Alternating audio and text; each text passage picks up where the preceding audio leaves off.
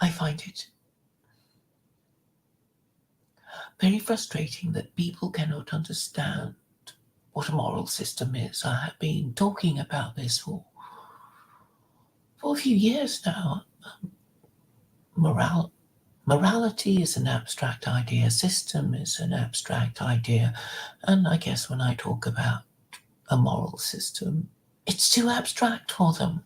It's not, Jews that they hate, or Muslims that they hate, or blacks that they're afraid of, or anything like that. So it doesn't trigger their emotions. It only elicits a response that is boredom and indifference. I know that. This is, however, a term that you would have thought a moral and political philosopher would be interested in. But I guess being a moral and political philosopher is too controversial these days. And you wouldn't be allowed to be controversial as a philosopher in academia. And if you were in academia, I guess you wouldn't be engaging with me because it would be too risky. Now, I discovered, well, this evening, in fact, that somebody called, Richard Lucas of the Scottish Family Party has been complaining about censorship from Instagram. He said his Instagram account, I guess it would be the Scottish Family Party.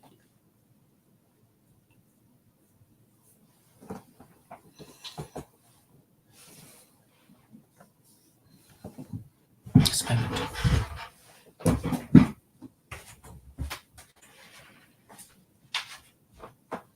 Scottish Family Party Instagram account. I imagine not his personal Instagram account, because I think he wouldn't be having an Instagram account of his own, because he's a political activist and he wants to, return Scotland at any rate to some kind of moral order. And he's a school teacher and really quite respectable. He's not, exactly, he's not the sort of person you would expect to be spouting hate speech here, there, and everywhere. Therefore, it seems very sinister. Well, it is very sinister. It is very sinister that he has been censored. He mentioned that on Facebook, even though he paid for the ads and everything, Facebook somehow didn't show his Facebook page or something. I forget the details now. And he also complained about YouTube censoring him for no particular reason, and it's because of its extreme respectability that takes me aback. Peter Hitchens has been complaining that he can't seem to reach. There is a kind of glass ceiling of followers for him that he can't exceed, presumably because they are, he's being suppressed, and probably I am being suppressed. I mean, I got to over 100 followers and now I'm back to 99. Perhaps it would have happened anyway, I don't know. But you always think that under these circumstances that you're probably going to be censored and have your followers, removed.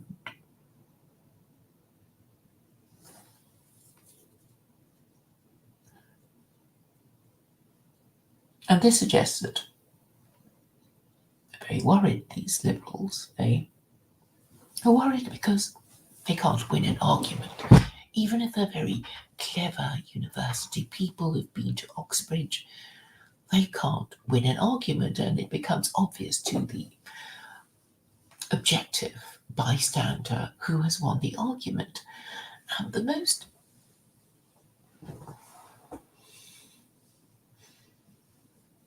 eloquent, demonstration of this is Rabbi Mizrachi. Now, Rabbi Mizrachi is a Jew, a rabbi who clearly isn't one of those, well, university rabbis that he's always complaining about. Daniel Haqiqatjou talks about compassionate imams, and we know that he means liberal imams. And when Rabbi Mizrachi talks about university rabbis, he's talking about the assimilated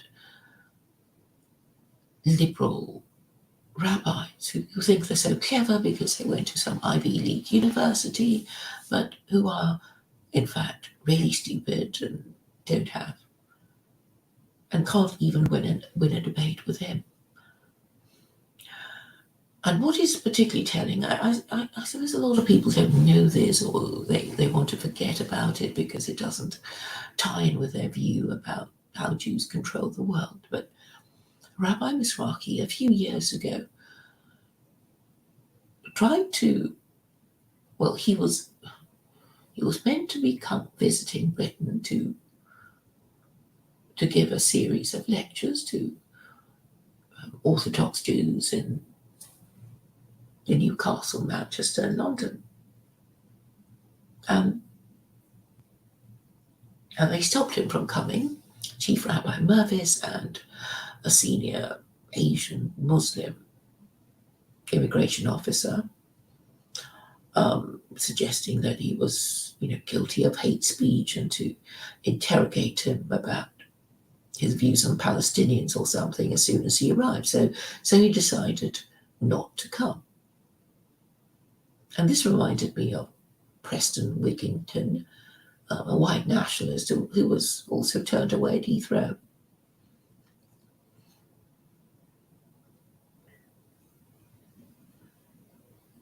And so what I'm trying to say is that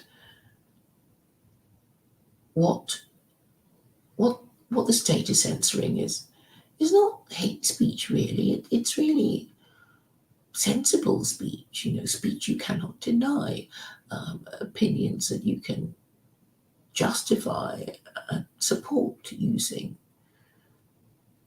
all kinds of principles, all kinds of religious principles. It's certainly in the case of Rabbi Mizrachi. And they will go even further if they are not challenged. And what I'm working around to saying is that if you did have a functioning moral system, your government wouldn't be changing the culture through the BBC, through the media, just because BLM told them to. And we may wonder where BLM came from.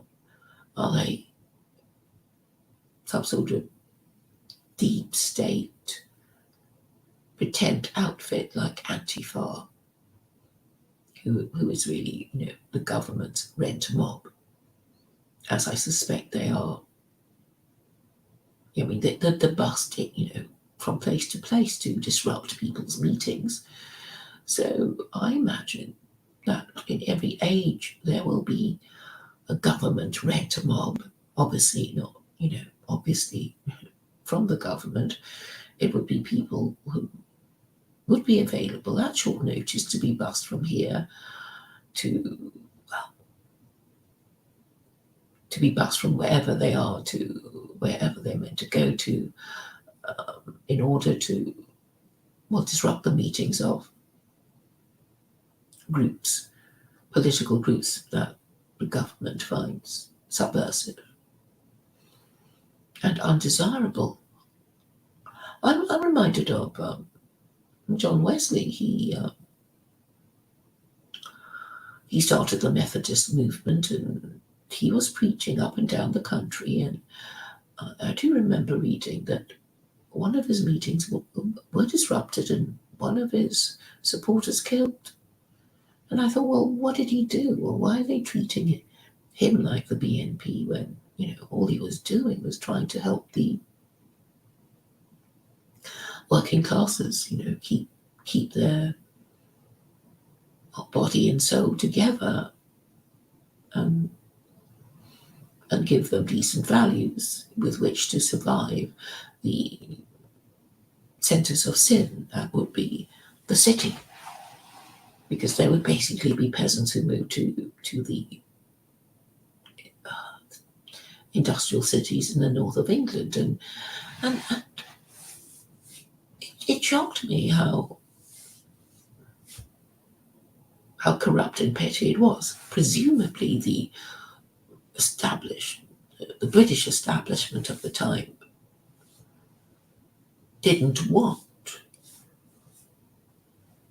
John Wesley to have too much of a following, because, well, there were a lot of working classes who were potentially dangerous in that they might get it into their heads to overthrow the political order. And there were certainly moments of danger during the general strike of 1926.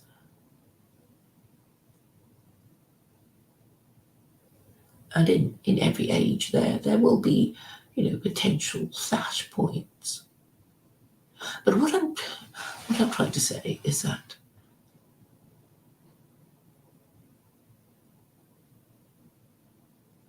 it is just a fact that whatever laws that you have that are operational would be the laws of the current political orthodoxy.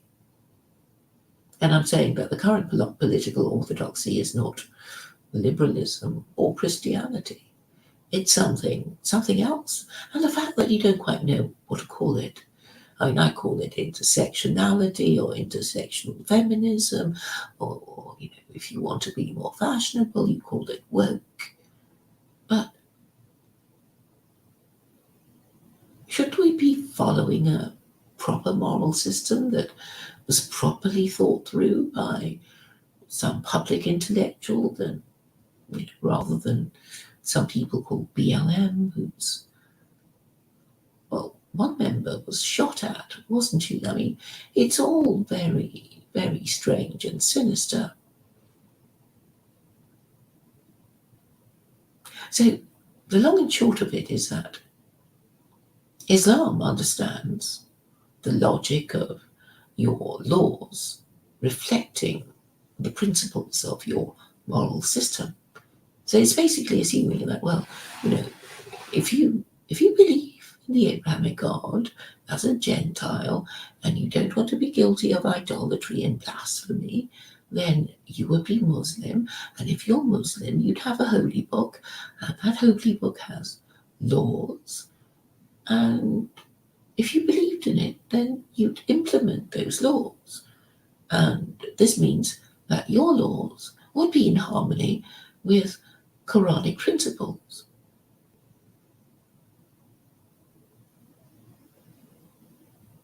And if you thought about it, I mean, this would be the same of any political ideology. So, if you're a Nazi, then you would expect your laws to reflect Nazi principles. Or if you were a communist, then you would expect your laws to reflect communist principles.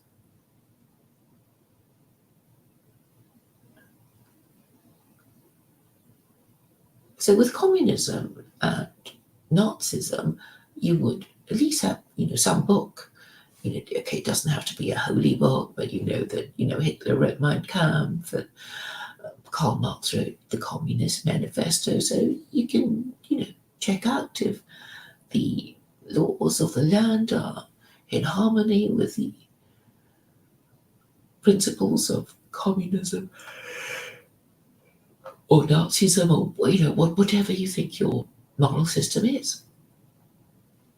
So it should concern Westerners that their laws don't come from any holy book or even any book at all. You would expect, somebody wishing to change your current political orthodoxy to say, look, here's a book, here's this brilliant book I wrote, on par with Hitler's Mein Kampf, if you like that sort of thing, or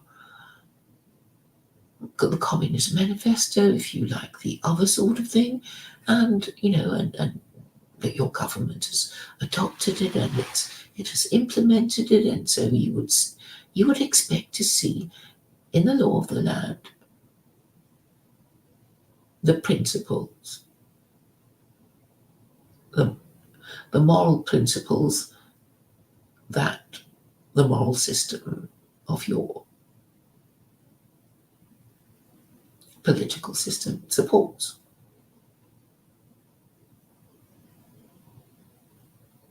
So, in the West, I mean, there's nothing about being woke in America. I mean, it's not in some ancient ancient established state document. There's no trace of woke. Nobody ever discussed it, but suddenly our MPs are implementing it without consultation, without much, without any parliamentary scrutiny, and nobody cares or nobody is noticed. So what is the problem? It means that also we don't have a moral system. It's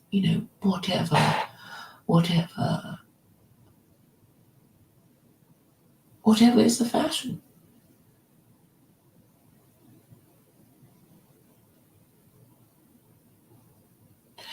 And so we need to understand how important it is to have a book of rules. And I'm saying that the book of rules should be the Quran, and there will be people who hate the idea, but they have nothing better to offer.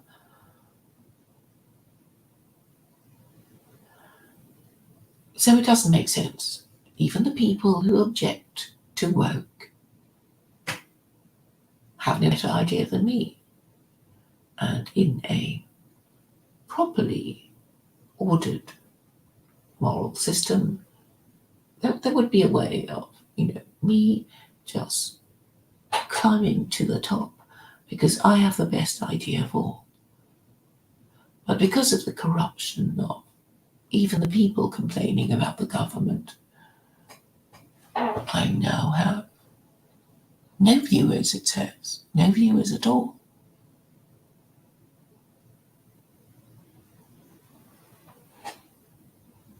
Which suggests to me that my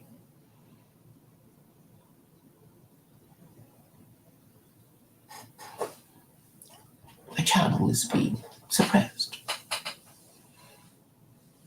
And this is sinister. And we know YouTube, have all kinds of sophisticated algorithms to, identify particular people that they dislike and suppress their channel and hide them, not give out notifications and everything. But I'm saying we have no moral system that is official, accepted, orthodox, public. And therefore we will keep suffering a state of existence where the rules will keep changing while the game is in play, and we are forced to play this game that our politicians, that our political establishment forces us to play, which we will never win because they will keep changing the rules to suit themselves. And therefore it is time to acknowledge that we need a theocracy governed by the principles of secular Koranism.